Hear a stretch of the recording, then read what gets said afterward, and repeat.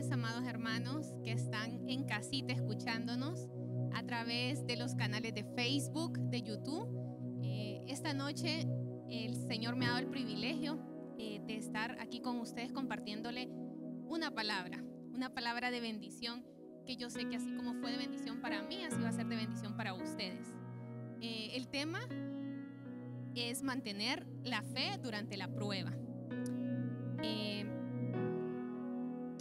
Y nos vamos a ir a Primera de Pedro 5:10 de la Biblia de las Américas. Y después de que hayas sufrido un poco de tiempo, el Dios de toda gracia, que os llamó a su gloria eterna en Cristo, Él mismo os perfeccionará, afirmará, fortalecerá y establecerá. Vamos a hacer una palabra de oración.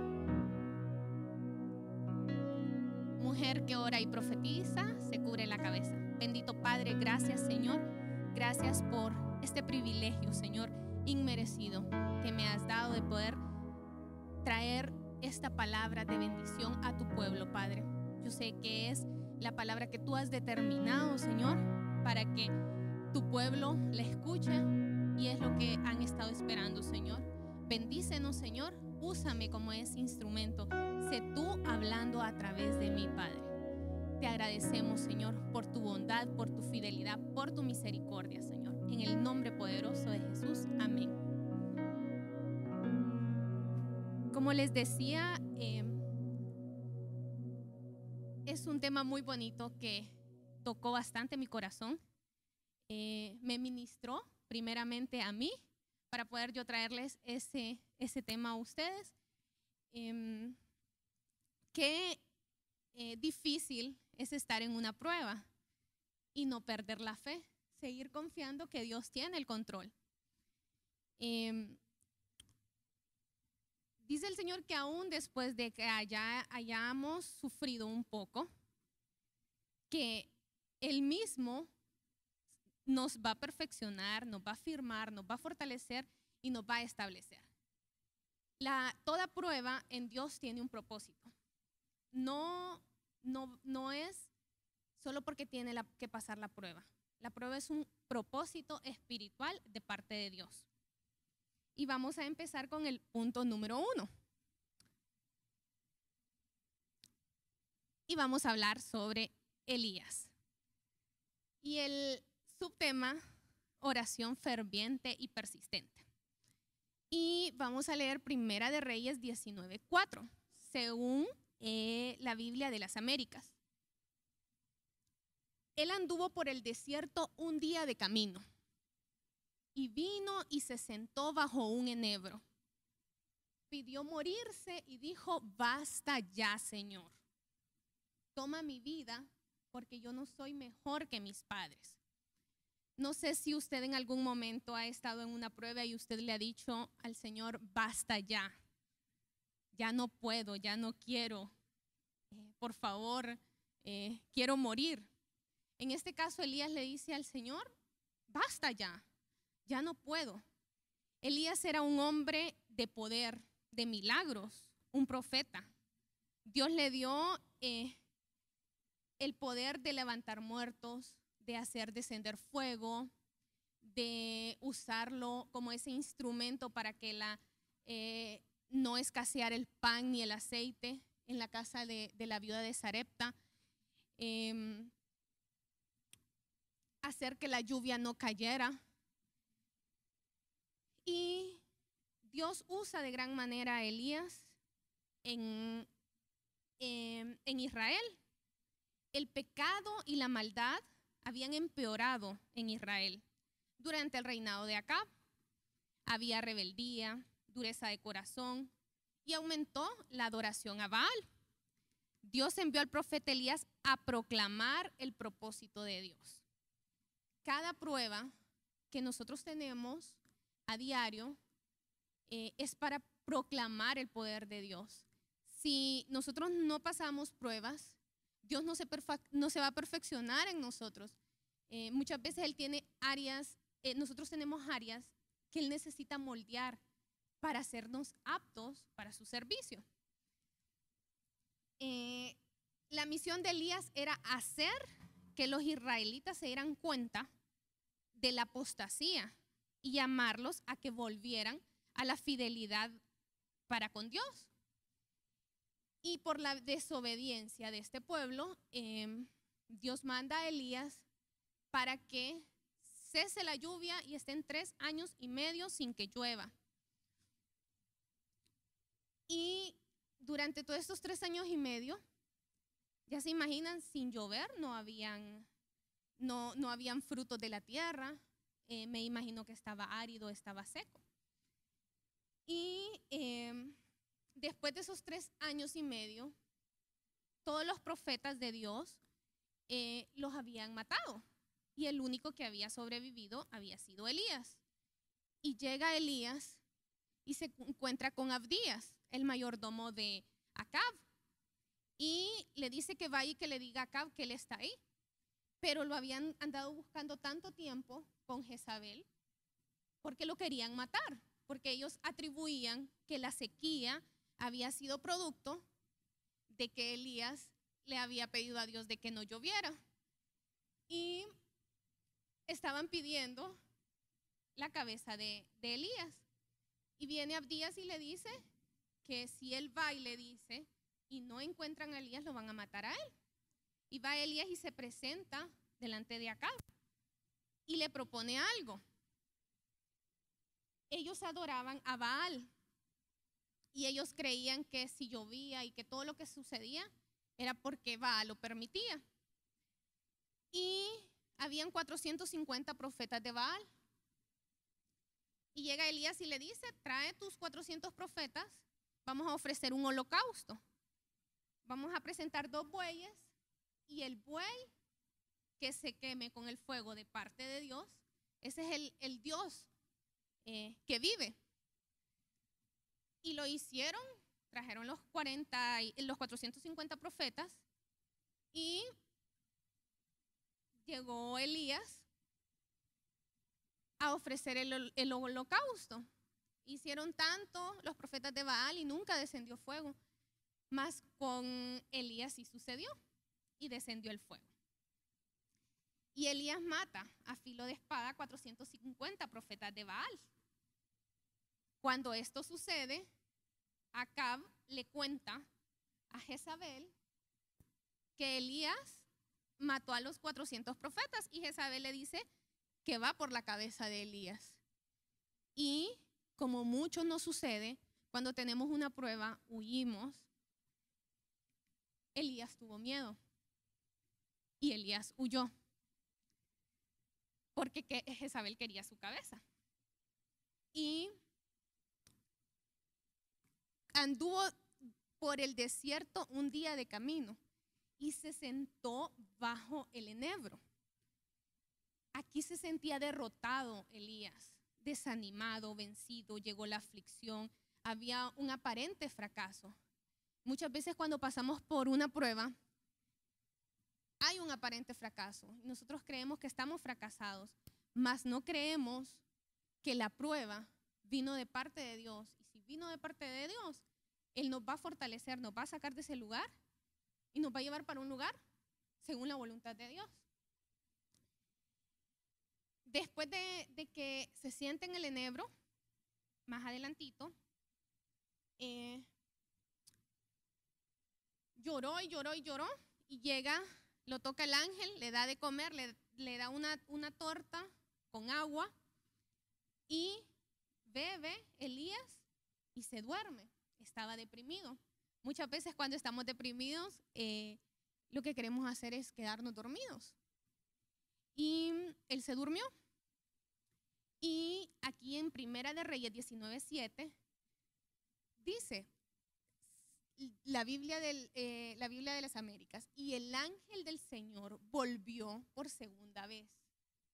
Lo tocó y le dijo, levántate, come, porque muy largo el camino para ti. Aquí el Señor lo vio que estaba deprimido, derrotado, triste, y le habla el ángel y le dice que coma por segunda vez porque el largo camino le espera. se levantó, caminó 40 días y 40 noches hasta Horeb, el monte de Dios. Ahí entró en una cueva. Dios le dio, lo ve que está en la cueva y le dice: sal y ponte delante del monte del Señor. Y ahí lo hizo para mostrar la gloria de Él, para mostrar la gloria de Dios. Y dice que en ese monte se pone delante Elías y llegó un gran viento. Pero el Señor no estaba en el viento. Luego, un terremoto. Y el Señor no estaba en el terremoto. Después un fuego y tampoco estaba. Y después de esas tres cosas, llegó un susurro apacible. Y aquí nos mostraba, aquí era una revelación del Señor.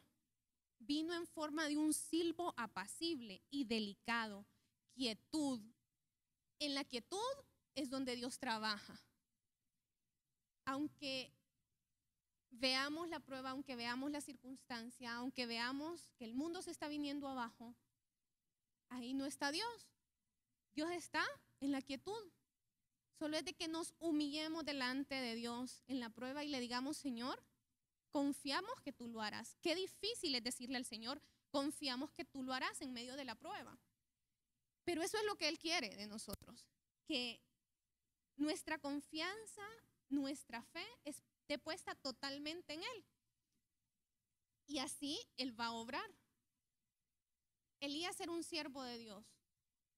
Hizo tantos milagros, pero se desanimó. Y muchas veces así somos.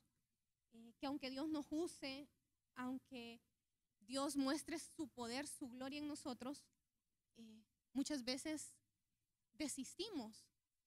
Y hoy a usted que esté en su casita ahí escuchándome, le digo: en Dios no hay pérdidas, en Dios siempre hay ganancias. Y de donde Dios nos saca para llevarnos a una prueba, es porque Él se va a glorificar en esa prueba.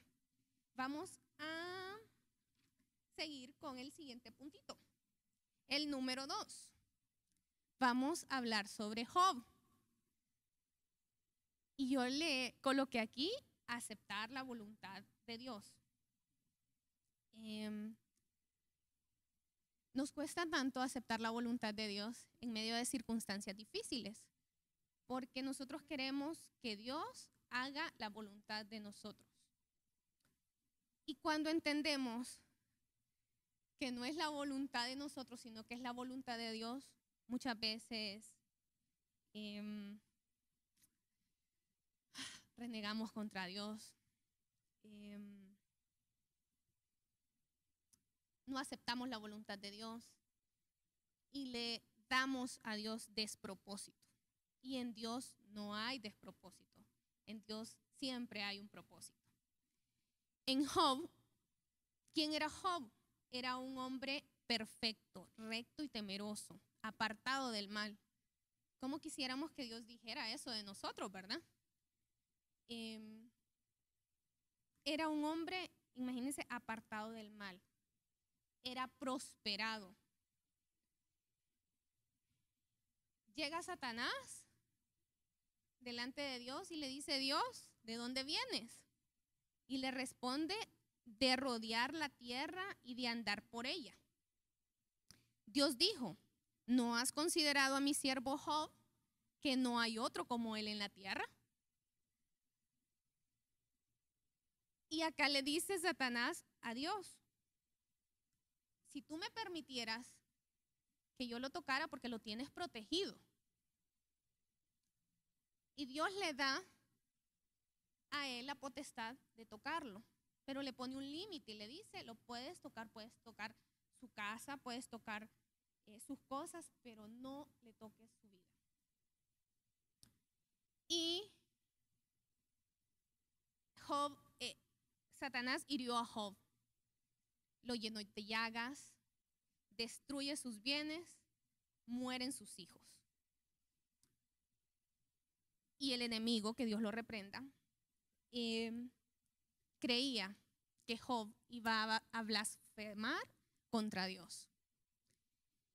Y nos vamos a ir a Job 1:21 en la Biblia de las Américas.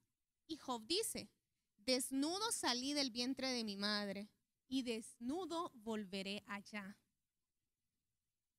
El Señor dio y el Señor quitó. Bendito sea el nombre de Dios. No tienen idea cómo me ministró este versículo. Porque cuando perdemos algo y aún estamos en el Señor, decimos ¿por qué? En lugar de decir ¿para qué? ¿Por qué a mí si yo te sirvo? ¿Por qué a mí si yo voy a la iglesia todos los domingos? ¿Por qué a los impíos no les sucede esto? ¿Quiénes somos nosotros para hablarle a Dios así? Si Dios es todopoderoso y Él tiene el control de nuestras vidas en sus manos y ningún detalle de nosotros se le escapa a Él. Dios le dio pues a Satanás la autoridad de destruir la propiedad y la familia. Sin embargo, le puso un límite, como les explicaba, no pongas tu mano sobre él. Job se sometió con humildad a Dios y siguió adorándolo en medio de la adversidad extrema. Job estaba atravesando una adversidad extrema. No solo había perdido el trabajo, no solo había perdido un bien material.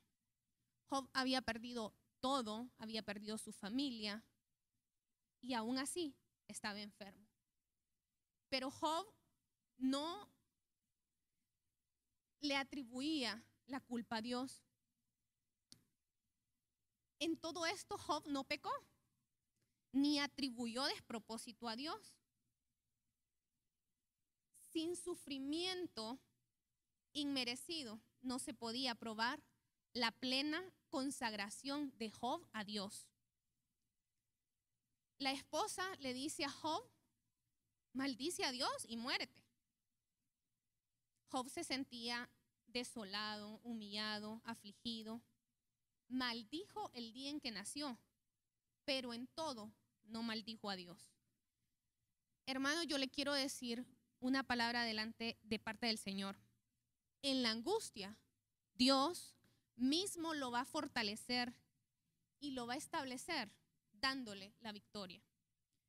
A pesar de todo lo que Job vivió, su corazón nunca se apartó de Dios, a quien él amaba. Lo más difícil de aceptar en medio de una situación dolorosa es el silencio de Dios, que parece no tener ningún propósito. Muchas veces, cuando estamos en una adversidad, nosotros queremos que Dios nos hable y que nos conteste inmediatamente, que nos dé el éxito inmediato. Y qué difícil es no escuchar la voz de Dios en una circunstancia así. Cuando Dios trabaja, Dios permanece en silencio. No creamos que Dios se ha olvidado de nosotros, que aunque estemos atravesando una adversidad, una prueba, una situación difícil, el Señor no nos ha dejado. Aunque Él permanezca en silencio, Él está trabajando. En medio del sufrimiento y desesperación, Job se aferró con gran fe a Dios. No importando la aflicción, debemos de aferrarnos a Dios. Nos puede faltar todo menos Dios. Si tenemos a Dios, ya tenemos ganado todo. Job lamentaba la presencia, que le faltaba la presencia de Dios, haberla perdido. Pero más adelantito, Job, en Job 23:10, palabra de Dios para todos, pero él sabe la clase de hombre que soy yo. Me ha puesto a prueba y saldré tan puro como el oro. Hermano, aunque Dios nos haga pasar por el fuego, el oro es probado en el fuego. Asimismo somos probados nosotros en el fuego. Y si usted está pasando por el fuego, está siendo probado, déjeme decirle que la victoria viene. Porque no va a pasar el fuego solo porque sí. Lo va a pasar porque Dios lo ha determinado para darle la victoria. Dios nunca permite que nosotros suframos sin un propósito espiritual. En el tiempo de Dios, Él extenderá su mano para ayudar a los que perseveran. Y el Señor aumentó el doble de todo lo que Job había poseído. Aunque sea un tiempo de pérdida, creamos que Dios nos va a restituir todo. No todo lo que teníamos, sino que nos lo va a restituir al doble. Porque Dios a sus hijos jamás los deja burlados. Vamos a continuar con el siguiente punto y vamos a hablarles sobre Moisés, cumplimiento de la promesa. Y vamos a leer en Éxodo 2:11, traducción del lenguaje actual. Años después, cuando Moisés ya era adulto, fue al lugar donde los hombres de su pueblo trabajaban como esclavos. De pronto vio que un egipcio maltrataba a un israelita. Y cuando vio que estaba maltratando al israelita, mata Moisés al egipcio. Y él cree que nadie lo vio y lo esconde debajo de la arena. Más adelante viene Moisés y ve a dos hebreos pelear y él se acerca y les dice: ¿qué está pasando? Y uno le dice: ¿acaso eres juez si tú mataste a uno? Y se llena de temor Moisés. Y Faraón se da cuenta y quiere matar a Moisés. Y Moisés huyó de Faraón y se fue para Madián, donde permaneció durante 40 años. Ahí, mientras Moisés llegaba a Madián, se encontró con las hijas de Jetro. Moisés hizo algo a favor de las hijas de Jetro y le sacó agua, porque los pastores no estaban permitiendo que ellas sacaran agua. Y llegan donde su padre y le dice de que Moisés les había ayudado. Y le dice que lleven a Moisés y le da como esposa a Séfora. Y aquí empieza un proceso para Moisés de 40 años. Moisés tenía un temperamento fuerte. Moisés tenía que ser moldeado para ser apto para el uso del Señor. Muchas veces la prueba es para moldear nuestro carácter y también para que se cumpla la promesa. Hay muchas cosas que quizás al Señor no le agradan de nosotros y tiene que pasarnos por una prueba. Nos tiene que moldear para quitar esas cosas carnales y podamos ser aptos para Él. Y Dios había visto la aflicción del pueblo que estaba en Egipto. Y mientras estaba Moisés apacentando las ovejas de su suegro Jetro en el monte de Horeb, se le aparece el ángel de Jehová en una llama de fuego en medio de la zarza. Y le dice: Moisés, Moisés. Cuando el Señor dice 2 veces, hay que ponerle cuidado, ¿verdad? Y le da una palabra a Moisés. Y he descendido, en Éxodo 3:7, la Biblia de las Américas, y he descendido para librarlos de mano de los egipcios y para sacarlos de aquella tierra a una tierra buena y espaciosa, a una tierra que emana leche y miel, al lugar de los cananeos, de los hititas, de los amorreos, de los fereceos, de los heveos y de los jebuseos. Aquí Dios le habla a Moisés y le da una orden, que es lo que tiene que hacer. El propósito de Moisés era sacar al pueblo de Dios de Egipto. Y el Señor quería lo mejor para su pueblo. Había determinado sacarlos, pero a quien tenía que usar era Moisés. No importa si nos hemos alejado del Señor, no importa si nos hemos ido de la presencia de Dios. Cuando Él ha establecido un propósito en nuestras vidas, va, nos habla y nos manda a cumplirlos. Y acá Moisés empieza su renuencia a aceptar el llamado de Dios por su limitad para hablar. Y cuando Dios nos llama a una tarea, Él suplirá los medios y la capacidad para realizarla. Dios escuchó el clamor de este pueblo y determinó rescatarlos a través de Moisés. Faraón puso en duda el poder de Dios y a través de Moisés le manda a ser llamados a través de plagas, y el corazón de Faraón estaba endurecido. Dios mismo lo había permitido para que Moisés viera la omnipotencia de Dios.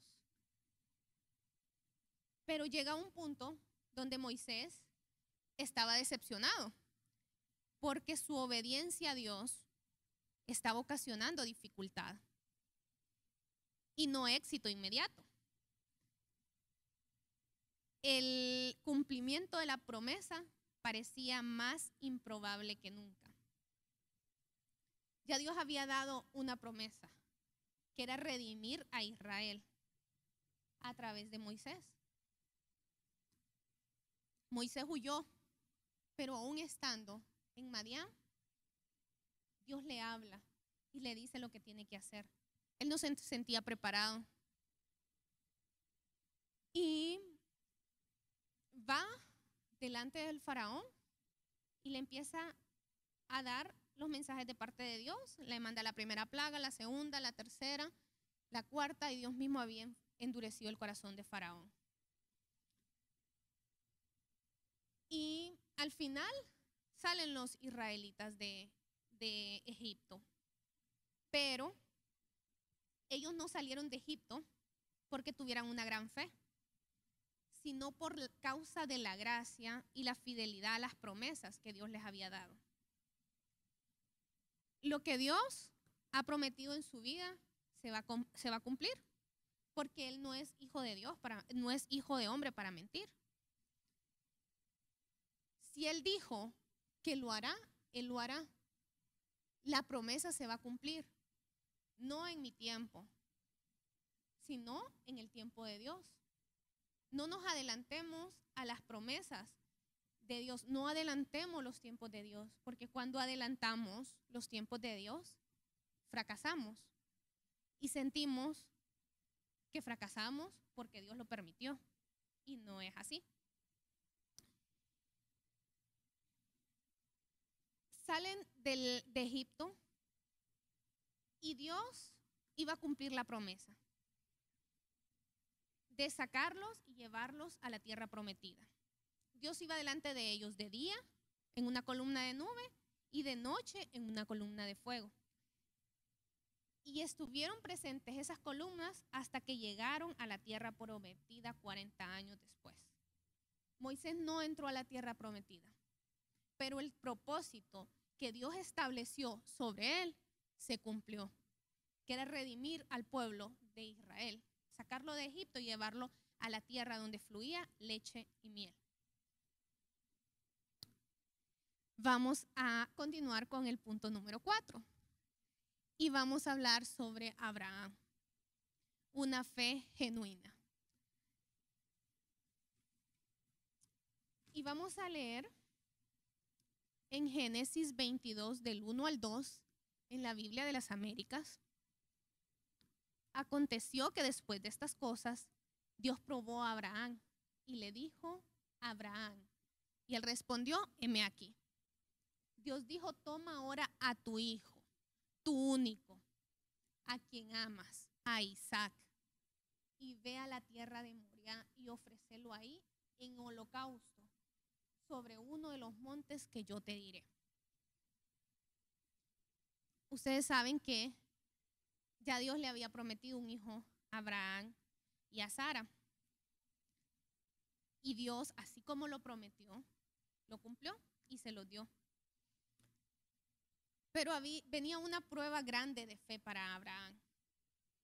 Y era dar al único hijo de promesa, ofrecerlo delante del Señor en un holocausto. Para los que tienen hijos, qué difícil que el Señor le diga, entrega a tu hijo. Creo que ningún padre lo haría, entregar a su hijo. Pero es mi hijo, Señor, ¿cómo lo voy a entregar? Pero Abraham, él sabía en quién tenía puesta su fe, en quién tenía puesta su mirada. Y que Dios iba a ser fiel con él.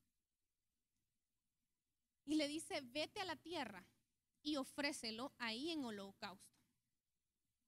La fe de Abraham en Dios y su entrega a él fueron probadas. Aquí vemos en Abraham 3 pruebas. Primeramente, el llamado de separarse de su tierra y de su parentela.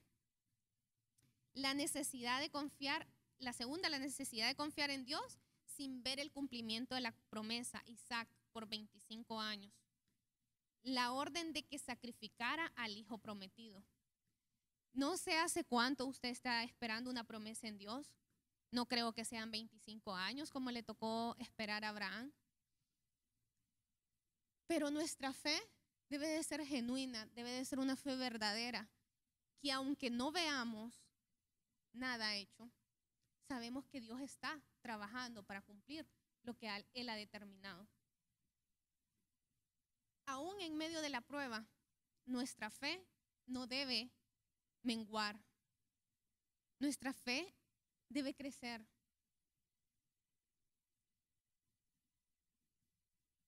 Viendo a Dios, confiando que Él lo hará. Dios cumple su promesa siempre a tiempo de Él, no a nuestro tiempo. Y Él muchas veces nos prueba la fe. En este punto podía ver que le pide a su hijo Isaac.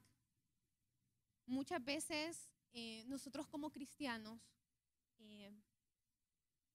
le quitamos ese lugar a Dios que debe de tener en nuestro corazón. Y muchas veces colocamos a personas, el dinero.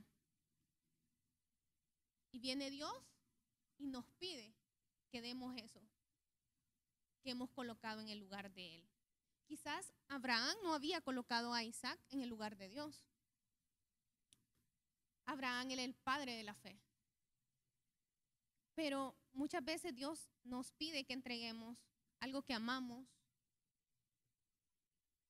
para probar nuestra fe.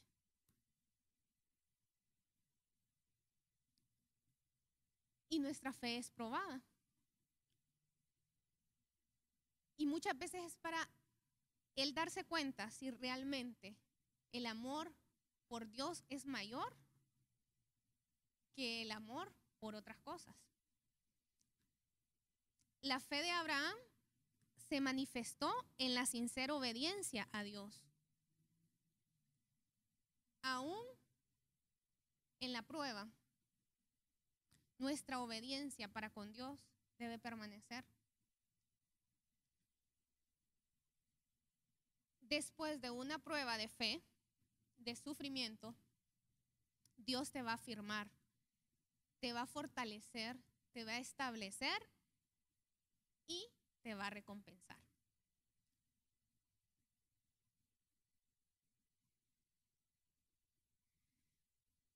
En quinto punto, tenemos a José.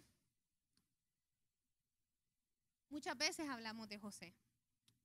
José atravesó por pruebas muy grandes.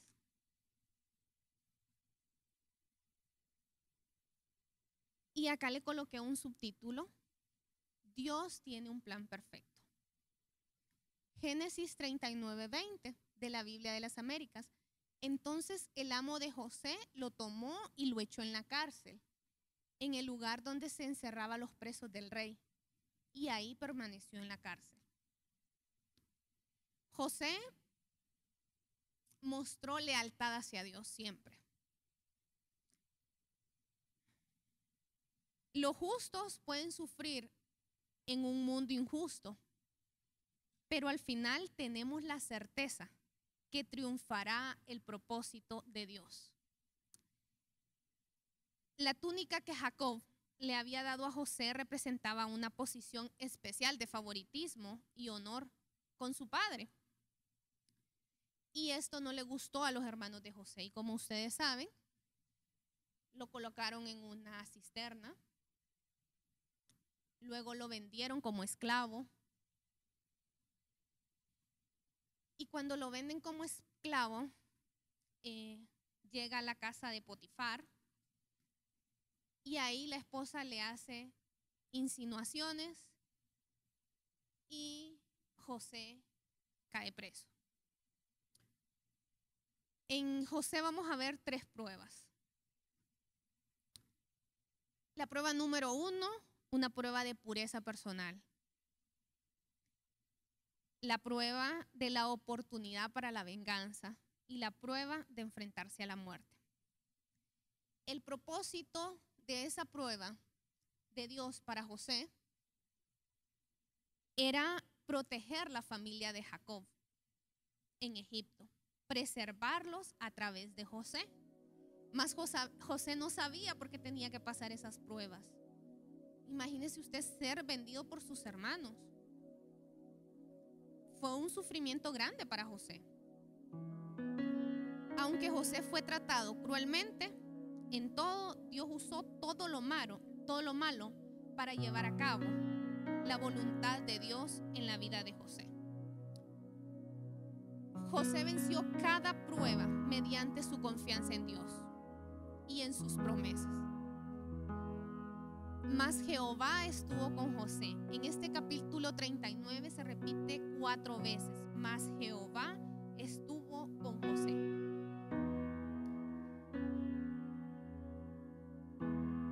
José fue tanta su lealtad para con Dios y su lealtad, en este caso para Potifar, que siguió resistiendo el pecado. Obtuvo la victoria. Permaneció obediente delante del Señor. Dice que Dios estaba con José y todo lo que él hacía, Dios lo hacía prosperar. Y lo recalca Dios en la Biblia. Todo lo que José hacía, lo hacía prosperar. Cuando cae preso, él es el segundo al mando después del encargado de la prisión. Y cae preso injustamente porque la esposa de Potifar le dijo de que él había querido seducirla a ella, cuando en realidad no era así. Cae preso, pero el Señor respaldaba a José en todo. Aún en la cárcel era el mejor. Y en la cárcel conoce al copero y al panadero, que habían llegado a la cárcel del guardián de Egipto, de Potifar. Y el rey Faraón había encarcelado al copero y al panadero. Y el copero y el panadero le cuentan un sueño a José. Y después de ese sueño, de esos sueños que le contaron a José, desde ahí el Señor estaba preservando ya la vida de la familia de José. Y ellos le cuentan el sueño. José le dice qué significa el sueño al copero y al panadero. Ya ustedes saben que al copero a los 3 días lo iban a restituir. Iba a darle nuevamente la copa a Faraón. En cambio al panadero le iban a quitar la cabeza. Y le dice José al copero que se acuerde de él cuando esté ya en la casa del rey. Y después de 2 años, el copero, se acordó de José. Muchas veces estamos en una prueba y queremos una respuesta inmediata. Pero todo es un proceso. A José salir de la cárcel le costó 2 años y medio hasta que el copero se acordó. Cuando el copero se acuerda, Faraón le dice que tuvo un sueño sobre las 7 vacas flacas, las 7 vacas gordas, y le dice que él sabe de alguien que le puede interpretar el sueño. Y van y traen a José. José se lo interpreta y Faraón pone a José sobre la tierra de Egipto. Llegan los 7 años de hambre. Hubo hambre en todos los países, más que en toda la tierra, a excepción de Egipto. Había pan. Y como ya estaba en el propósito de Dios, preservar la vida de la familia de José, llegan los hermanos de José a Egipto.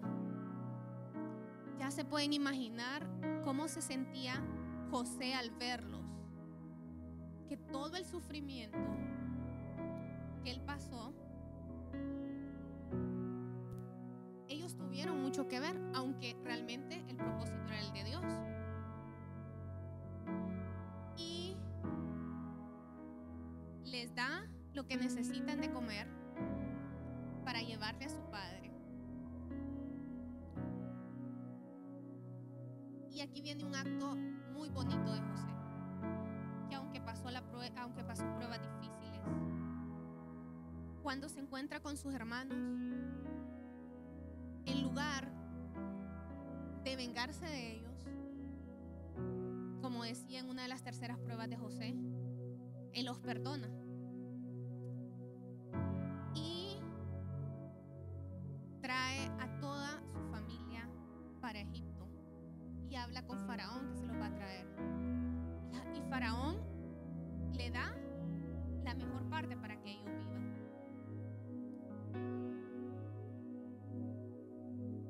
En todo esto José no murmuró. José perdonó a sus hermanos. Se preservó la familia de José. Aunque estemos en la prueba más difícil, aunque hayamos pasado circunstancias similares a José, solo creamos que el plan perfecto de Dios se va a cumplir en nuestras vidas. No importa lo que pase, no importa las pruebas que tengamos que pasar, las circunstancias, Dios va a cumplir a cabalidad el plan perfecto que tiene para usted y para mí. Dios tiene cuidado de nosotros. Y aunque estemos en medio de la tormenta, aunque nos sintamos fracasados, Dios siempre tiene el control. Y al final, el plan perfecto de Dios se va a cumplir. Este es el tema que el Señor les traía, hermanos. Espero que haya sido de bendición. Y vamos a hacer el resumen. Mantener la fe durante la prueba. Elías, oración ferviente y persistente.